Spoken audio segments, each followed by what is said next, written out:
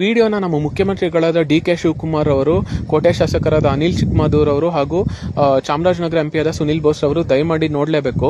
ಈ ವಿಡಿಯೋನ ನಮ್ಮ ಎಚ್ ಡಿ ಕೋಟೆ ಜನರು ಮ್ಯಾಕ್ಸಿಮಮ್ ಶೇರ್ ಮಾಡಿ ಅವ್ರಿಗೆ ತಲುಪೋ ತನಕ ಶೇರ್ ಮಾಡಿ ವೈರಲ್ ಮಾಡಬೇಕಾದ ಪರಿಸ್ಥಿತಿ ಬಂದಿದೆ. ಏನಕ್ಕಂದ್ರೆ ಇದು ಬಂದ್ಬಿಟ್ಟು Bheemanakolli to Kabini road, Bheemanakolli to Kabini road ಸಂಚಾರಕ್ಕೆ ಯೋಗ್ಯವಲ್ಲದ ಅಯೋಮಯ ಅಧ್ವಾನ ಬಿದ್ದ ರಸ್ತೆ ಆಗಿದೆ.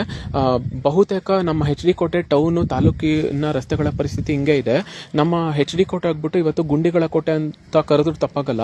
ಎಚ್ ಡಿ ಕೋಟೆ ಎಷ್ಟೇ ಪ್ರಾಕೃತಿಕ ಅರಣ್ಯ ಸಂಪತ್ತು, ಬಂಡೀಪುರ ನಾಗರಹೊಳೆ ಹೈಯೆಸ್ಟ್ ರೆಸಾರ್ಟ್ ಇದೆ, ಚಿಕ್ಕದೇವಮ್ಮ ಬೆಟ್ಟ, ತಾರಕನುಗು, ಎಷ್ಟೊಂದು ಪ್ಲೇಸಸ್ ಇದೆ. ಆದ್ರೆ ಈ ತರ ಕಚ್ಚಡ ರೋಡ್ ಇದೆ, ಲಕ್ಷಾಂತರ ಜನ ಬರಕ್ಕೆ ಮನ್ಸಲ್ಲ, ಮೂಸ್ ಕೂಡ ನೋಡಲ್ಲ.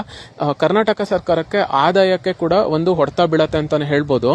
ಆದ್ದರಿಂದ ದಯಮಾಡಿ ನಾನು ಇದು ನಮ್ಮ ಮುಖ್ಯಮಂತ್ರಿಗಳಲ್ಲಿ, ಶಾಸಕರಲ್ಲಿ ಅಥವಾ ಎಂಪಿಗಳಲ್ಲಿ ಕೇಳಿಕೊಳ್ಳುವುದೇನೆಂದರೆ,